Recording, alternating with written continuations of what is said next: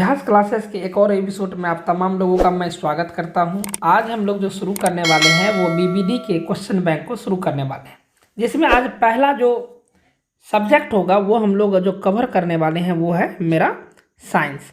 तो हम लोग आज साइंस को कवर करने वाले हैं जो 2022 में यानी ए में पूछा गया था, और इसमें टोटल प्रश्नों की जो संख्या होगी वो है 80। ठीक है, और इसमें 80 में से हमको 40 अंक जो है वो प्राप्त करने हैं, यानी कि 40 अंक का हम लोगों का ऑब्जेक्टिव होगा और 40 अंक जो होगा वो आप लोगों का सब्जेक्टिव होगा। यदि दोनों को आप जोड़ते हैं तो ये 80 अंक हो जाता है, और 20 अंक जो होता है वो आप लोगों के स्कूल में प्रैक्टिकल के रूप में दिए जाएंगे। दोनों को जोड़ेंगे तो 100 अंक होगा, जिसमें से ये ऑब्जेक्टिव सेक्शन जो होता है वो हमारे लिए बेहद ही महत्वपूर्ण है, क्योंकि आपकी जो मार्किंग होती है यानी ग्रेडिंग जो होती है यह बिल्कुल ही निर्भर करता है इस पर। क्यों इस पर निर्भर करता है? क्योंकि इसमें 40 में 40 अंक हम लोग प्राप्त कर सकते हैं, और वह भी बहुत ही कम मेहनत पर। तो आप लोग वीडियो में पूरे अंत तक बने रहिएगा, और यदि अंत तक बने रहिएगा तो हम आप लोगों से उम्मीद करेंगे कि इस क्वेश्चन बैंक को बनाने के बाद आगे जो आप लोगों की राह होगी वह बहुत ही आसान हो जाएगा, क्योंकि प्रश्न जो होते हैं वो बहुत सारे प्रश्न यही से पूछ लिए जाते हैं। इसमें देखिए हम लोगों को इस बॉक्स में यदि हम लोग देखेंगे तो इस बॉक्स में बहुत सारे निर्देश दिए गए हैं। इस निर्देश को हम लोग पढ़ लेंगे परीक्षा में, और ये बहुत ही इम्पोर्टेंट निर्देश होता है। आप लोगों को OMR दिया जाएगा। आप लोगों के इसी चैनल पर आप देखेंगे कहीं पर OMR कैसे भरा जाए उसके लिए वीडियो बनाया गया है, और ऐसा करते हैं कि इस डिस्क्रिप्शन में हम जो है OMR को भरा कैसे जाए, यानी ओरिजिनल OMR सीट डाउनलोड करने का भी वहाँ पे ऑप्शन है। आप वहाँ से डाउनलोड भी कर सकते हैं, और कैसे भरा जाए वो आप लोगों को तरीका बताया गया, तो उस वीडियो को भी आप लोग ज़रूर देख लें। तो चलिए हम लोग बिना टाइम गवाए शुरू करते हैं। पहला जो सवाल है हम लोगों का, पहले सवाल से हम लोग शुरू करते हैं।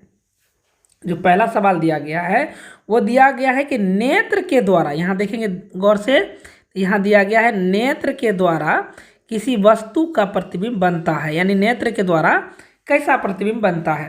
तो नंबर ए में दिया गया वास्तविक उल्टा तथा बड़ा, काल्पनिक सीधा तथा छोटा, काल्पनिक उल्टा तथा बड़ा, वास्तविक उल्टा तथा छोटा। अगर हम गौर से देखेंगे तो इसका जो यह चूंकि नेत्र लेंस है, और नेत्र लेंस जो होता है वह कैसा होता है, तो उसमें उत्तल लेंस होता है। ध्यान से देखेंगे तो उसमें उत्तल लेंस होता है, और उसका उल्टा प्रतिबिंब कहाँ पे बनता है? रेटिना पे बनता है। और कैसा बनता है? छोटा बनता है, नहीं उल्टा छोटा। और कैसा बनेगा? वास्तविक बनेगा। वास्तविक होगा तो उल्टा होगा। ठीक है, तो इसमें देख लेते हैं कि ऐसा कौन सा ऑप्शन है। तो नंबर डी देख रहे हैं कि यहाँ पे ये ऑप्शन है कि वास्तविक उल्टा और छोटा बनता है। तो नंबर इसका डी जो होगा वो बिल्कुल ही सही ऑप्शन होगा। तो चलिए हम लोग आगे शुरुआत कर लेते हैं दूसरे नंबर के सवालों को देखते हैं। तो चलिए 2 नंबर के सवालों को हम लोग देखते हैं कि 2 नंबर के सवाल में क्या दिया गया है। गौर से देखेंगे 2 नंबर के सवालों को। तो 2 नंबर के सवाल में दिया गया है कि विद्युत परिपथ में वस्तु में धारा को मापने के लिए उपयोग होता है। यहाँ पे ध्यान से देखेंगे तो दिया गया है कि विद्युत परिपथ में विद्युत धारा को मापने के लिए उपयोग होता है, यानी गैल्वेनोमीटर, वोल्टमीटर, वोल्टामीटर, आमीटर। यदि गौर से देखेंगे तो यहाँ पे आमीटर जो होता है वह विद्युत धारा को मापने के लिए उपयोग किया जाता है, जबकि गैल्वेनोमीटर जो होता है वह विद्युत है कि नहीं उसकी उपस्थिति को मापने के लिए दिया जाता है। और वोल्टमीटर और वोल्टामीटर ये वोल्ट को मापने के लिए दिया जाता है, जबकि अगर हम परिपथ में विद्युत धारा को मापने के लिए उपयोग करेंगे तो हम लोग आमीटर का उपयोग करेंगे। तो चलिए हम अगले तीसरे नंबर के सवालों को देखते हैं। तीसरा नंबर का जो सवाल है, निम्नलिखित में से कौन सा विद्युत शक्ति को निरूपित करता है। अगर हम विद्युत शक्ति की बात हम लोग करेंगे, ठीक है, तो यहाँ पर जो होगा वह हो जाएगा भी विद्युत शक्ति बराबर P बराबर जो होता है I/R² होता है। ठीक है, तो यहाँ पे हम मेरा जो हो जाएगा वो हो जाएगा मेरा कितना? डी नंबर ऑप्शन सही हो जाएगा। तो चलिए हम लोग देखते हैं निम्नलिखित में से किसी वस्तु का वास्तविक प्रतिबिंब कौन बना सकता है। तो वास्तविक प्रतिबिंब कौन बना सकता है? ध्यान से देखेंगे तो वास्तविक प्रतिबिंब अवतल लेंस तो बिल्कुल नहीं बनाएगा, कांच की पट्टिका भी नहीं बनाएगा। तो ये उत्तल लेंस जो होगा वह बिल्कुल सही उत्तर होगा इसका।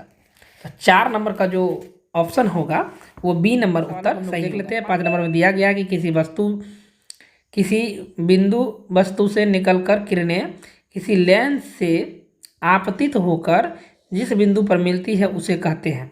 यानी कि आपतित होकर जिस बिंदु पर मिलेगी उसे हम लोग क्या कहेंगे, फोकस कहेंगे। देखिए ध्यान से देखेंगे, अगर ये लेंस है और हम क्या कर रहे हैं, इसमें ये प्रधान अक्ष है और ये प्रकाश यहाँ पे आया और यह यहाँ से जो गुजरेगी तो यह जो चिन्ह होगा इसी को हम लोग फोकस कहेंगे। तो यहाँ पे फोकस जो होगा वो बिल्कुल सही उत्तर होगा।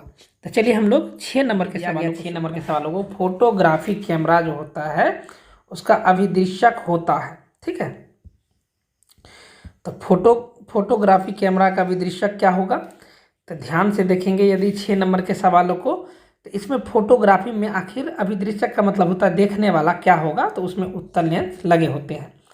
हमें उम्मीद है 6 नंबर हो गया। 7 नंबर के सवालों को हम लोग देखते हैं। 7 नंबर में दिया गया कि किसी शब्दकोश में पाए गए छोटे अक्षरों को पढ़ते समय आप निम्न में से कौन सा लेंस पसंद करेंगे, यानी कौन सा लेंस जो होगा वो आप पसंद करेंगे। ए में दिया गया है 50 सेंटीमीटर फोकस दूरी वाले अवतल लेंस, बी में दिया गया 50 सेंटीमीटर फोकस दूरी वाले उत्तल लेंस, 5 सेंटीमीटर फोकस दूरी वाले अवतल लेंस, और डी में दिया गया 5 सेंटीमीटर फोकस दूरी वाले उत्तल लेंस। तो यदि हम बात करेंगे यहाँ पे अगर देखा जाए तो छोटे अक्षर को पढ़ने की बात कर रही है, छोटे अक्षर को पढ़ने की बात कर रही है तो मतलब क्या नज़दीक से पढ़ना होगा। तो हमारा जो उत्तर होगा वह डी नंबर सही उत्तर होगा। चलिए हम लोग 8 नंबर के सवालों को देखते हैं कि आखिर है कि किसी गोलीय दर्पण तथा किसी पतले गोलीय लेंस दोनों की फोकस दूरियों -15 सेंटीमीटर है, तो दर्पण तथा लेंस संभवतः है। ध्यान से देखेंगे तो यह दर्पण तथा जो लेंस होगा वह कौन सा, यहाँ पे दिया गया ऑप्शन ए नंबर में दर्पण अवतल लेंस उत्तल। ठीक है, दर्पण अवतल लेंस उत्तल, दर्पण उत्तल और लेंस अवतल। यहाँ पे सी में दिया गया दोनों अवतल, तो इसका जो सही उत्तर हो जाएगा वह हो जाएगा दोनों अवतल। सवाल में जो कहा गया है उसके अनुरूप यही उत्तर सही है। तो चलिए हम लोग आगे अगर हम बात करें 9 नंबर के सवालों का, तो 9 नंबर में दिया गया कि वोल्ट मीटर बराबर होता है। तो 9 नंबर में जो दिया गया है कि वोल्ट मीटर बराबर होता है, इसका जो सही उत्तर हो जाएगा ये जूल बटा कूलम। 10 नंबर के सवालों को देखते हैं कि विद्युत आवेश के प्रवाह दर को कहते हैं। विद्युत आवेश के प्रवाह दर को क्या कहते हैं। अगर हम 10 की बात करेंगे तो यहाँ दिया गया है विद्युत धारा, विद्युत वाहक बल, विभवांतर, इनमें से कोई नहीं। तो इसका जो सही उत्तर हो जाएगा वह हो जाएगा विद्युत धारा। चलिए 11 नंबर के सवालों को देखते हैं। निम्नलिखित में कौन सा कथन सत्य है। अगर हम लोग 11 नंबर की बात करेंगे कौन सा कथन सत्य है, तो यहाँ दिया गया कि जूल बराबर वोल्ट गुना एम्पियर। ठीक है, ये बिल्कुल ही गलत है। और बी नंबर में दिया गया जूल बराबर कूलाम गुना वोल्ट। इसके बाद दिया गया है कि जूल बराबर एम्पियर बटे वोल्ट, ये भी गलत है। जूल बराबर कूलाम बटे वोल्ट, ये भी बिल्कुल गलत है। 11 नंबर का जो सही उत्तर होगा वह होगा जूल बराबर कूलाम गुना वोल्ट, यानी कि 11 नंबर का बी नंबर सही है। तो चलिए हम लोग 12 नंबर के सवालों को देखते हैं। यहाँ पे दिया गया है CHO अभिक्रियाशील समूह को कहते हैं। यानी कि अगर हम इसकी बात करेंगे तो इस क्रियाशील समूह को, यह जो चिन्ह होता है, यह क्रियाशील का सिंबल होता है, तो यह क्रियाशील समूह कहते हैं। यानी किसका क्रियाशील समूह है, तो इसकी यदि हम बात करें तो इसका जो होगा एल्डिहाइड समूह जो होगा वो बिल्कुल सही होगा। चलिए 13 नंबर के सवालों को देखते हैं। इथेनॉल को सांद्र H2SO4 के साथ गर्म करने पर निम्न में से कौन सा गैस बनता है। यदि हम बात करेंगे 13 नंबर का, तो यहाँ दिया गया है CH4 यानी मीथेन, C2H2 ये भी नहीं होगा। और यदि हम सी की बात करें C2H6, C2H4, तो ये मेरा बिल्कुल सही उत्तर होगा। तो चलिए 14 नंबर के सवालों को हम लोग देखते हैं। 14 नंबर में दिया गया है कि जिंक ब्लेड निम्नलिखित में से किस धातु के अयस्क हैं। 14 नंबर में दिया गया है कि यहाँ पे जिंक ब्लेड जो होता है, जिंक का, वह होता है किस धातु का। तो अगर यहाँ पे जिंक ब्लेड की बात की गई है तो यहाँ पे जिंक ही होगा, यानी कि जिंक देखते हैं तो यहाँ पे बी नंबर में ऑप्शन सही होगा। तो चलिए हम लोग 15 नंबर में देखते हैं। आवर्त सारणी को किस आवर्त तत्वों में कौन सा गुण समान होता है। यदि हम इसकी बात करें तो 15 नंबर में परमाणु भार का, परमाणु आयन का, संयोजकता इलेक्ट्रॉन का, कक्षों की संख्या का। तो इसमें यदि हम बात करें तो इसका जो सही उत्तर हो जाएगा वो हो जाएगा हमारा डी, यानी कक्षों की संख्या का। चलिए अगला जो सवाल है, हम लोग 16 नंबर के सवालों को देखते हैं कि अभिक्रिया CaO+H2, ये देखिए अभिक्रिया दिया गया है। कहता है किस प्रकार की अभिक्रिया है, किस प्रकार की अभिक्रिया है। यदि हम इसकी चर्चा करें तो यह बहुत ही आसान सवाल है। दिया गया वियोजन, संयोजन, वियोजन, संयोजन, योगशील और प्रतिस्थापन। यदि हम इसकी बात करें तो इसका जो सही उत्तर हो जाएगा वो हो जाएगा संयोजन। चलिए 17 नंबर के सवालों को देखते हैं कि जल में घुलनशील भस्म कहलाता है, यानी जल में जो घुलनशील भस्म होता है उसको हम लोग कहते हैं। तो इसको हम लोग क्या कहेंगे, तो अम्ल कहेंगे, क्षार कहेंगे, लवण कहेंगे, इनमें से कोई नहीं। तो इसका जो सही उत्तर हो जाएगा वह क्या होगा, तो इसका सही उत्तर जो हो जाएगा वह हो जाएगा क्षार। चलिए सोडा एस का रासायनिक सूत्र होता है, तो हमको यहाँ पे सोडा का रासायनिक सूत्र पूछ रहा है। तो यहाँ पे देखिए कैल्शियम कार्बोनेट है, ये नहीं होगा। Na2CO3 यही बिल्कुल सही उत्तर होगा। तो चलिए हम लोग 19 नंबर के सवालों को देखते हैं। निम्नलिखित में कौन सा विजातीय यौगिक है। विजातीय का मतलब होता है अलग अलग जाति। यहाँ पे चूना पत्थर दिया गया है। अगर हम गौर से देखेंगे 19 नंबर में तो यहाँ पे दिया गया है चूना पत्थर, जबकि ये चूना जो होता है वो पत्थर ही होता है। प्लास्टर ऑफ पेरिस मतलब यौगिक की, विजातीय यौगिक की बात कर रहा है। और अगर हम लोग बात करें संगमरमर की तो संगमरमर भी नहीं होगा, खड़िया भी नहीं होगा। तो आखिर होगा क्या, इसका जो सही उत्तर हो जाएगा वो हो जाएगा हम लोगों को बी, यानी प्लास्टर ऑफ पेरिस। चलिए आगे बढ़ते हैं। हम लोग दिया गया कि बेकिंग सोडा का रासायनिक सूत्र होता है।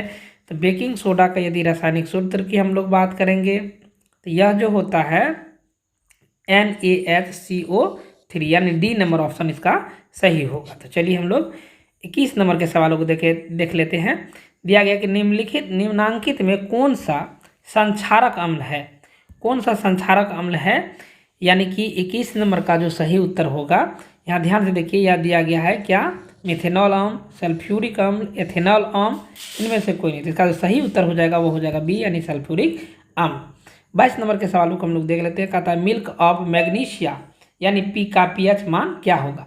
मिल्क ऑफ मैग्नीशिया जो होता है उसका pH मान क्या होगा, तो वह होगा लगभग 10.5। ध्यान से देखेंगे 23 नंबर के सवालों को हम लोग यहाँ पे देख लेते हैं। 23 नंबर के सवालों को, तो 23 नंबर का जो सवाल दिया गया है वह दिया गया सल्फर के संयोजी सेल में इलेक्ट्रॉनों की संख्या होती है।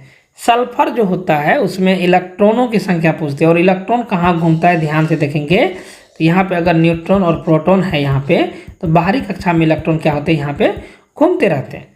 तो उसी की संख्या पूछ रहा है कि सल्फर के संयोजी सेलों में इलेक्ट्रॉन की संख्या क्या होगी, यानी साझेदारी जो होता है उसमें क्या होगी। संयोजी कह रहा है तो साझेदारी होगी, तो साझेदारी जो होगी तो उसमें कितना होगा उसी की बात कर रहा है। तो हम लोग इसको देख लेते हैं कि इसमें कितना होगा। तो 23 नंबर में जो होगा इसका सही उत्तर हो जाएगा 2, यानी कि यह 2 जो होगा 2 इलेक्ट्रॉन का से संयोजन करेगा। फिर दिया गया 24 नंबर में दिया गया है निम्नलिखित तत्वों में किसकी आयनन ऊर्जा अधिकतम होती है, किसकी आयनन ऊर्जा अधिकतम होती है।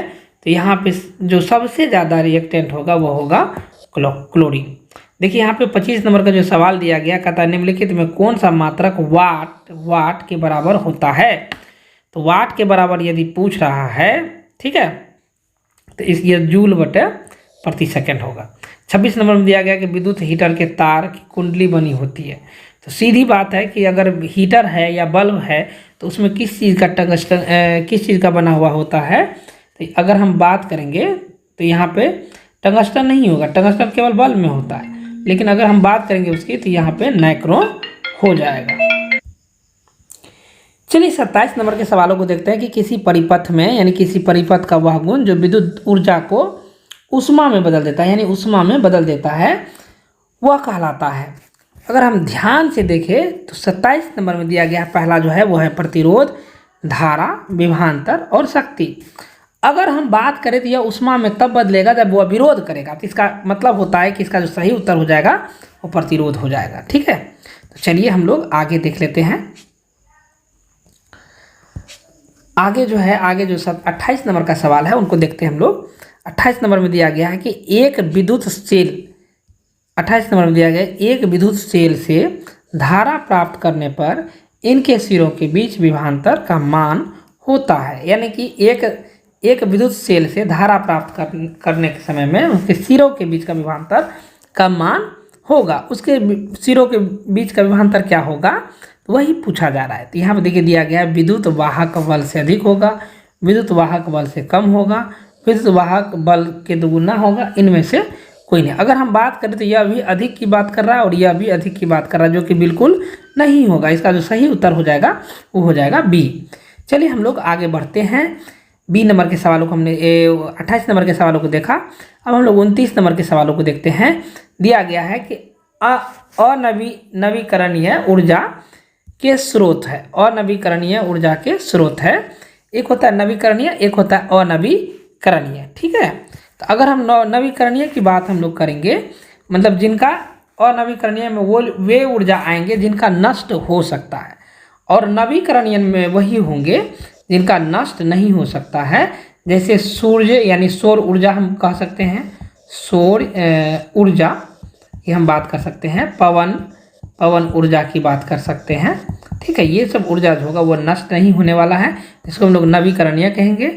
और जिनका नष्ट हो जाएगा वो हो जाएगा अनवीकरणीय। तो अनवीकरणीय के अंतर्गत जो होगा, अगर हम ध्यान से देखें तो सौर ऊर्जा जल्दी खत्म नहीं होने वाला है, यह भी खत्म नहीं होने वाला, यह भी खत्म नहीं होने वाला, तो केवल खत्म होने वाला यह है। तो चलिए हम लोग आगे बढ़ते हैं। आगे जो दिया गया है कहता है तरंग दैर्घ्य का समानतः तरंग दैर्घ्य को समानतः व्यक्त किया जाता है मीटर में, ठीक है। यहाँ पर देखेंगे 30 नंबर का जो सवाल दिया गया है वह कह रहा है कि इसको किस चीज़ में व्यक्त किया जाता है। अगर हम बात करें तो मीटर में, हर्ट्ज में, मीटर प्रति सेकेंड में, इनमें से कोई नहीं। तो अगर तरंग दैर्घ्य की बात करें तो वह हर्ट्ज में हम लोग व्यक्त करते हैं, ठीक है। तो चलिए हम लोग आगे बढ़ते हैं कि आगे वाला सवाल क्या कह रहा है। अगर हम 31 नंबर की बात करेंगे तो 31 नंबर में दिया गया है कि किसी चालक तार से प्रवाहित विद्युत धारा में गतिशील कण होता है। यानी किसी चालक तार में प्रवाहित विद्युत धारा में गतिशील कण होता है, तो वह क्या होता है, यह बात पूछ रहा है। अगर हम गौर से देखेंगे तो चूंकि उसमें क्या होते हैं, न्यूट्रॉन जो होता है वह तो उसके कहाँ पे पाए जाएंगे, तो न्यूट्रॉन पाए जाते हैं उसके नाभिक में, और प्रोटॉन भी पाए जाते हैं।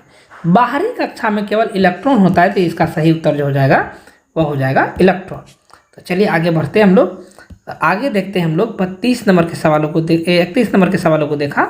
32 नंबर का जो सवाल है वो दिया गया है कि 12 वोल्ट विभवांतर के दोनों बिंदुओं के बीच 2 कूलाम आवेश ले जाने में कितना कार्य करना पड़ता है। यानी कि 12 वोल्ट का जो बैटरी होगा, मतलब उन दोनों के बीच में कितना कूलाम खर्च होगा, कितना उसमें बल लगेगा, तो वही बात पूछ रहा है, कितना कार्य करना पड़ेगा, ठीक है। तो इसका जो सही उत्तर हो जाएगा हमारा 32 नंबर का, वो हो जाएगा डी, यानी कि 24 जूल होगा। तो यहाँ पे देखिए 33 नंबर के सवाल में दिया गया है कि मेंडल ने अपने अनुवांशिक प्रयोग में किस पौधे का उपयोग किया है। तो सीधी बात है, यह सभी आदमी जानते हैं कि मटर का प्रयोग किया गया था। किस प्रकार के श्वसन से अधिक ऊर्जा मुक्त होती है, तो यहाँ पे 2 तरह के श्वसन होते हैं। एक होता है वायवीय, यानी इसको अंग्रेजी में हम लोग एरोबिक कहते हैं, एक होता है अवायवीय, तो उसमें उसको कहते हैं एनएरोबिक। तो सर्वाधिक जो ऊर्जा मुक्त होती है वह होती है वायवीय में, अर्थात इसका सही जो उत्तर हो जाएगा वह हो जाएगा ए। 35 नंबर का सवाल हम लोग देख लेते हैं कि मानव में नर जनन ग्रंथि कहलाता है। तो नर जनन ग्रंथि कहलाता है, दिया गया वृषण, अधिवृषण, शुक्राशय, शुक्र जनन नलिका। यहाँ पे देखिए ग्रंथि की बात कर रहा है, ग्रंथि की यदि बात कर रहा है तो हर हाल में वृषण होगा, अर्थात वृषण इसलिए होगा क्योंकि इसमें शुक्राणु बनते हैं, तो इसीलिए इसका सही उत्तर जो हो जाएगा वह वृषण हो जाएगा, ठीक है। तो आगे हम लोग चलिए देख लेते हैं क्या कह रहा है सवाल। 36 नंबर का सवाल कह रहा है कि जीवन की कुछ महत्वपूर्ण विशेषताएं हैं। तो जीवन की सबसे जो मतलब कुछ महत्वपूर्ण विशेषताओं में से क्या होगा, तो दिया गया अणु की गति, वृद्धि, संघ, और मतलब इसका जो जीवन की जो एक महत्वपूर्ण विशेषता पूछ रहा है, इसका मतलब होता है कि सजीव का सर्वप्रमुख लक्षण। तो इसका जो सही उत्तर हो जाएगा वो हो जाएगा वृद्धि, क्योंकि सजीव जो होते हैं उसमें वृद्धि होते हैं। चलिए आगे हम लोग देख लेते हैं 37 नंबर के सवालों को। और 37 नंबर में दिया गया कि स्वपोषी पोषण होता है। तो स्वपोषी केवल हरे पेड़ पौधे में, तो यहाँ दिया गया पौधों में, कवक में, कुछ प्रोटिस्टा और कुछ प्रोकैरियोट्स में। यहाँ दिया गया ए और सी दोनों। अगर हम इसकी 37 नंबर की बात करेंगे तो इसका सही उत्तर जो हो जाएगा वह क्या हो जाएगा, तो इसका सही उत्तर जो हो जाएगा वह बिल्कुल हो जाएगा ए यानी पौधों में। 38 नंबर के सवालों को देखते हैं। दिया गया है कि ग्लाइकोलाइसिस होता है। तो ग्लाइकोलाइसिस क्या होता है, तो यह होता है कोशिका द्रव होता है। चलिए हम लोग 39 नंबर के सवालों को देखते हैं कि तंत्रिका तंत्र की संरचनात्मक एवं कार्यात्मक इकाई को कहते हैं। तंत्रिका तंत्र की संरचनात्मक एवं क्रियात्मक इकाई को, तो वह होगा न्यूरॉन। बिल्कुल सही। देखिए आप दिया गया कि कौन सा एंजाइम वसा पर क्रिया करता है। अगर वसा की बात हम लोग करें तो वह जो कार्य करता है वह केवल लाइपेज पर करता है। तो यहाँ पर जो सही उत्तर हो जाएगा वह हो जाएगा डी। 41 नंबर के सवालों को देखते हैं। दिया गया है कि ओजोन का आणविक सूत्र होता है O3 होता है। आगे हम लोग बढ़ते हैं। 42 नंबर में कहा गया कि pH का कौन सा मान क्षारक विलयन को निरूपित करता है। तो क्षारक विलयन को कौन सा मान निरूपित करेगा, यदि गौर से देखें तो इसमें दिया गया है 2, 7, 13, 6। इसका सही उत्तर जो हो जाएगा वो हो जाएगा 13। चलिए यहाँ दिया गया कि जल के एक अणु में हाइड्रोजन एवं ऑक्सीजन के परमाणुओं की संख्या का अनुपात क्या है। तो यहाँ पे जल एवं हाइड्रोजन के, तो यहाँ पे देखेंगे कि यह होता है H2O। तो यह हो जाएगा 2:1। अब देखिए 2:1 केवल बी में दिया गया, तो ये बिल्कुल सही होगा। 44 नंबर में देखते हैं कि 44 नंबर में क्या दिया गया है। तो 44 में दिया गया है कि निम्नांकित संकेतों द्वारा व्यक्त तत्वों में कौन सा धातु है। अगर हम धातु की बात करें तो यहाँ पे जो दिया गया है 19A9 है यहाँ पे। तो हर हाल में इसका जो सही उत्तर हो जाएगा वो हो जाएगा बी, यानी कि 24/12 बी। ठीक है। यहाँ दिया गया कि अम्लीय ऑक्साइड के विलयन pH मान क्या होगा, यानी कि अम्लीय ऑक्साइड के विलयन का pH मान क्या होगा। तो अम्लीय ऑक्साइड जो होता है, तो अम्लीय ऑक्साइड कहेंगे किसको, तो अम्ल जब क्या होगा ऑक्सीजन से प्रतिक्रिया करेगा तो उसको हम लोग अम्लीय ऑक्साइड कहेंगे। और उसका pH मान पूछ रहा है कि कितना होगा, तो इसका pH मान जो हो जाएगा वह हो जाएगा मेरा 4। तो चलिए हम लोग 46 नंबर के सवालों को देखते हैं। 46 नंबर में दिया गया कि सबसे कठोर प्राकृतिक पदार्थ, तो सबसे कठोर जो होता है वह हीरा होता है। ठीक है, क्योंकि हीरा से ज़्यादा कठोर तो दुनिया में अभी तक कुछ भी नहीं नज़र आ रहा है। मतलब इस ऑप्शन के अनुसार इसमें कोई भी ऑप्शन ऐसा नहीं है जो हीरा से ज़्यादा मजबूत हो। तो चलिए हम लोग देख लें। मजबूत की बात नहीं कर रहे, कठोरता की बात कर रहे हैं। मजबूत की बात नहीं कर रहे, कठोरता की बात कर रहे हैं। तो हीरा जो होगा वो सबसे ज़्यादा कठोर होगा। चलिए 47 नंबर के सवालों को देखते हैं। 47 नंबर में दिया गया है कि सिल्वर आयोडाइड का रंग होता है। तो सिल्वर आयोडाइड का रंग जो है होता कैसा है, तो हम लोग जानते हैं कि यह कैसा कलर का होता है, तो यह होता है पीले कलर का। चलिए हम लोग अब आगे बढ़ते हैं 48 नंबर पे। और 48 नंबर पे जो दिया गया है वह कह रहा है कि श्वास किस प्रकार की रासायनिक अभिक्रिया है, यानी कि श्वास जो हम लोग लेते हैं वह कैसा प्रक्रिया है। कहता उपचयन, ऊष्माक्षेपी, संयोजन और अपचयन। इसका सही उत्तर जो हो जाएगा वो हो जाएगा ऊष्माक्षेपी। और ये बिल्कुल सही उत्तर है। जब आप लोग इस चैप्टर को पढ़ेंगे तो आप लोगों को, यानी कि श्वसन तंत्र जब पढ़ेंगे तो आप लोगों को यह बात बहुत अच्छे से समझ में आएगी। चलिए 49 नंबर के सवालों को देखते हैं। दिया गया कि पौधे में जनन अंग कहाँ पाए जाते हैं। अगर हम इसकी बात करें तो वह केवल पुष्प में पाए जाते हैं। अब देखते हैं हम लोग, यहाँ पर दिया गया कि मस्तिष्क का कौन सा भाग शरीर की स्थिति एवं संतुलन का अनुसरण करती है। अगर हम गौर से देखें तो 50 नंबर में दिया गया है वह दिया गया अग्र मस्तिष्क, अनुमस्तिष्क, मध्य मस्तिष्क और इनमें से सभी। इसका सही उत्तर जो हो जाएगा वो हो जाएगा अनुमस्तिष्क। चलिए 51 नंबर के सवालों को देखते हैं कि किस पौधे में रंध्र अनुपस्थित होते हैं, यानी कि कौन सा पौधा है जिसमें रंध्र जो होता है वह अनुपस्थित होता है, यानी कि रंध्र जो होता है उसमें नहीं होता है। अगर इसकी हम सही बात करें तो आम दिया गया है, हाइड्रिला दिया गया, नागफनी दिया है। कनेर की बात हम लोग करते हैं। कनेर में क्या होता है, तो इसमें रंध्र अनुपस्थित होते हैं। चलिए 52 नंबर में दिया गया कि BS4 का संबंध है, BS4 का संबंध है। यदि हमको बात किया जाए तो मृदा प्रदूषण से, ध्वनि प्रदूषण से, वायु प्रदूषण से, जल प्रदूषण से, तो हर हाल में इसका जो उत्तर होगा वो हो जाएगा वायु प्रदूषण से। चलिए हम लोग आगे बढ़ते हैं। देखिए हम लोगों को दिया गया है 53 नंबर में कि रक्त में ऑक्सीजन वाहक हैं, यानी ऑक्सीजन कौन लेके जाता है, तो वह लेके जाता है हीमोग्लोबिन। आप लोगों को पता होगा रक्त में जब हीमोग्लोबिन से ऑक्सीजन प्रतिक्रिया करता है तो उसको हम लोग ऑक्सी हीमोग्लोबिन कहते हैं, और जबकि वह हमारे शरीर के अंदर क्या होता है, ऑक्सीजन और हीमोग्लोबिन जो होता है वह अलग हो जाता है और वहाँ पे कार्बन डाइऑक्साइड से क्या करता है, प्रतिक्रिया करता है। यदि कार्बन डाइऑक्साइड से प्रतिक्रिया करता है तो वहाँ पे कार्बोक्सी हीमोग्लोबिन नामक पदार्थ बनाता है। चलिए हम लोग आगे बढ़ते हैं। दिया गया कि निम्नलिखित में किसे बर्थ हार्मोन कहा जाता है। बर्थ हार्मोन का मतलब होता है, बर्थ हार्मोन का मतलब होता है जन्म देने वाला हार्मोन, यानी कि जन्म के समय में कौन सा हार्मोन रिलीज होता है। अगर हम बात करें तो यहाँ पे होता है ऑक्सीटॉक्सिन, यानी कि इसका जो सही उत्तर हो जाएगा वो हो जाएगा ऑक्सीटॉक्सिन। चलिए 55 नंबर में देखते हैं। 55 नंबर में दिया गया है बीज विकसित होता है परागकोश से, अंडाशय से, पुंकेसर से, बीजांड से। बिल्कुल बीजांड से। यहाँ पर देखिए ग्रहणी भाग है। अगर हम ग्रहणी की बात करें तो यह कौन सा भाग है, तो यहाँ पे अगर हम देखें तो दिया गया बड़ी आंत, छोटी आंत, मुख गुहा, अमाशय। यह जो होता है यह छोटी आंत का भाग होता है। चलिए हम लोग 57 नंबर पे चलते हैं कि तालाब किस प्रकार के पारिस्थितिक तंत्र हैं।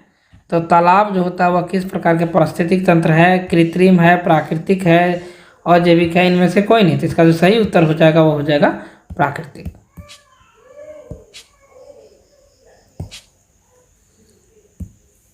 अब हम लोग देखते हैं, यहाँ पे दिया गया है कि निम्नलिखित में कौन परिस्थिति तंत्र में अधिकतम संख्या में मौजूद होते हैं। यानी कि निम्नलिखित में परिस्थिति तंत्र में अधिकतम संख्या में उपस्थित होते हैं उत्पादन, शाकभक्षी, मांसभक्षी, सार्वभक्षी। अगर गौर से देखें तो इसका जो सही उत्तर हो जाएगा वो हो जाएगा उत्पादन। 59 नंबर के सवालों को हम लोग देखते हैं।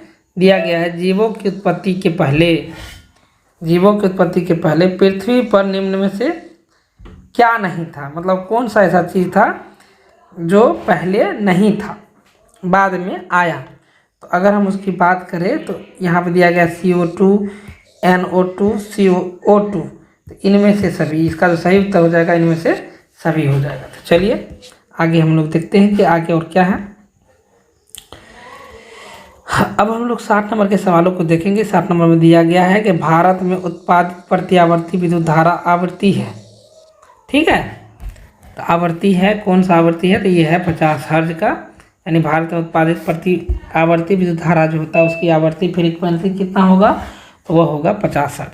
61 नंबर के सवालों को देखते हैं कि एक माइक्रो एम्पियर विद्युत धारा होती है। यानी 1 माइक्रो एम्पियर जो होता है वह विद्युत धारा होता है। मिली भी पूछ सकता है। अगर हमको माइक्रो पूछ रहा है तो इसका जो सही उत्तर हो जाएगा वो हो जाएगा B, यानी 10⁻⁻⁶ एम्पियर। चलिए 62 नंबर के सवालों को देखते हैं। नरोरा नाभिकीय विखंडन संयंत्र किस राज्य में स्थित है। अगर हम ध्यान से देखें तो यहाँ पे नरोरा दिया गया। नरोरा एक शहर है, यहाँ पे नाभिकीय विद्युत संयंत्र है, तो कहता है किस राज्य में स्थित है। ये बहुत ही पॉपुलर है और इसको याद रखेंगे मित्रों। तो इसका जो सही उत्तर हो जाएगा वो हो जाएगा उत्तर प्रदेश।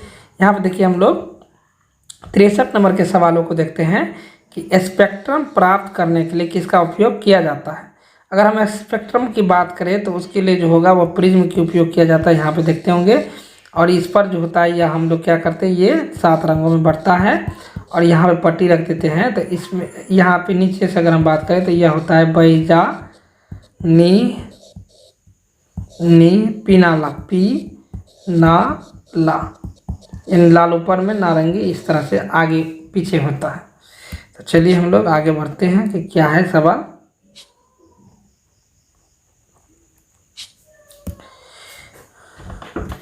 चलिए 64 नंबर के सवालों को हम लोग देखते हैं। कहता है कि उत्तल लेंस द्वारा आवर्धित काल्पनिक प्रतिबिंब बनता है, तब बनता है जब वस्तु यानी कि आवर्धित भी होगा और काल्पनिक भी होगा। तो आवर्धित और काल्पनिक एक ही कंडीशन है उत्तल लेंस में, वो है प्रकाशीय केंद्र और किसके बीच, फोकस के बीच। तो अगर हम ध्यान से देखेंगे तो यहाँ पे देखिए यह ऑप्शन जो होता है मैच कर रहा है फोकस तथा लेंस के बीच, यानी 64 नंबर का जो सही उत्तर हो जाएगा वह बी हो जाएगा। चलिए 65 नंबर के सवालों को हम लोग देखते हैं। कहता है आवर्त सारणी के प्रथम आवर्त में तत्वों की संख्या है। तो प्रथम में तत्वों की संख्या कितनी है, तो वो कहता है 2, यानी कि प्रथम आवर्त की बात कर रहा है। तो प्रथम आवर्त में 2 ही ऐसे तत्व हैं जो आवर्त सारणी में हैं। यहाँ तो कहता है निम्नलिखित में किसको इलेक्ट्रॉन को बाहर किससे इलेक्ट्रॉन को बाहर निकालना सबसे आसान है। तो सीधी बात है, जो कम रिएक्टेंट होंगे उससे निकालना बहुत ही आसान होगा। तो यहाँ पे M दिया है, अब M क्या है,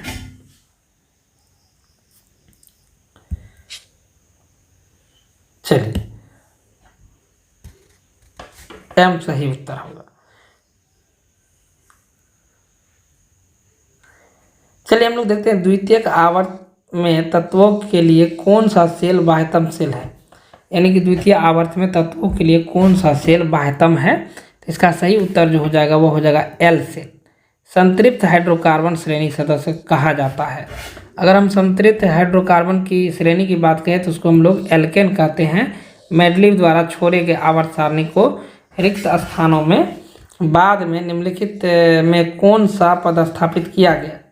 अगर हम 69 की बात करें तो इसका सही उत्तर जो हो जाएगा वो हो जाएगा फास्फोरस। 70 नंबर का सवाल देखते हैं। कहता है आवर्त सारणी के प्रत्येक आवर्त का अंतिम सदस्य है, यानी कि आवर्त सारणी के प्रत्येक आवर्त का सबसे अंतिम सदस्य कौन सा होगा। तो 70 नंबर का जो सही उत्तर हो जाएगा वो हो जाएगा एक निष्क्रिय गैस। कहता है किस तत्व में 2 सेल है और दोनों के इलेक्ट्रॉन से पूर्णतः भरे हुए हैं, यानी कि दोनों जो है दोनों ही इलेक्ट्रॉन से पूर्णतः भरे हुए हैं। तो इसका जो सही उत्तर हो जाएगा वो हो जाएगा नियोन, और नियोन में यह प्रक्रियाएं होती है। 72 नंबर का सवाल देखिए। 72 नंबर में दिया गया है कि निम्नलिखित में कौन सा सबसे अधिक क्रियाशील हैलोजन है। सबसे अधिक क्रियाशील हैलोजन जो होता है वो जो है फ्लोरीन है। तो इसका जो सही उत्तर हो जाएगा वो हो जाएगा फ्लोरीन। कॉर्पस लूटियम से स्रावित हार्मोन है। कॉर्पस लूटियम से स्रावित हार्मोन है। तो यहाँ पे देखेंगे तो इसका सही उत्तर जो होता है वो होता है प्रोजेस्टेरॉन। इसका सही उत्तर क्या हो जाएगा, प्रोजेस्टेरॉन। अब देखिए यहाँ पे अगर हम बात करें पारिस्थितिकी तंत्र में ऊर्जा का स्रोत जो होता है वो क्या होता है, तो उसकी बात अगर हम लोग करेंगे तो फिर बातें जो है इधर से उधर हो जाएगी।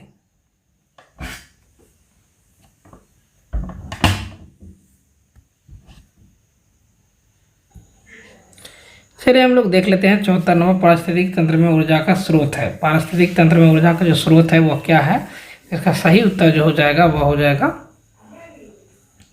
यानी सूर्य के प्रकाश। देखिए मानव का उद्भव स्थान, यानी कि मानव का जो उद्भव स्थान हुआ वो भारत में, चीन में, अफ्रीका में, अमेरिका में। तो मानव का जो सही उत्तर जो उसका हो जाएगा कि वो जो उद्भव स्थान मानव का कहाँ से हुआ है, वो जो सही उत्तर हो जाएगा इसका हो जाएगा अफ्रीका से। ठीक है।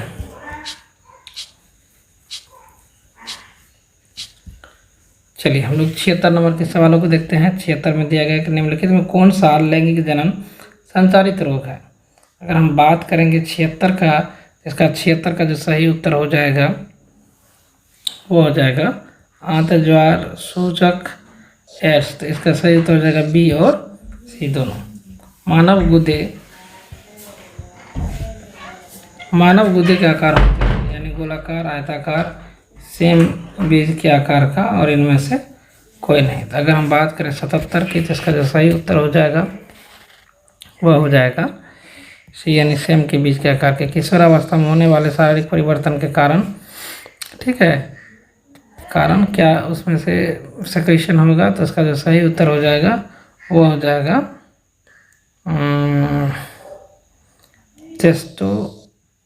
टेस्टोस्टेरोन, एंड्रोजन, बिल्कुल सही, यानी कि डी नंबर सही। यौन परिपक्वता की अवधि को कहते हैं, यानी कि यौन परिपक्वता की अवधि को क्या कहेंगे? तो इसका जो सही उत्तर हो जाएगा वो हो जाएगा यौना अवस्था।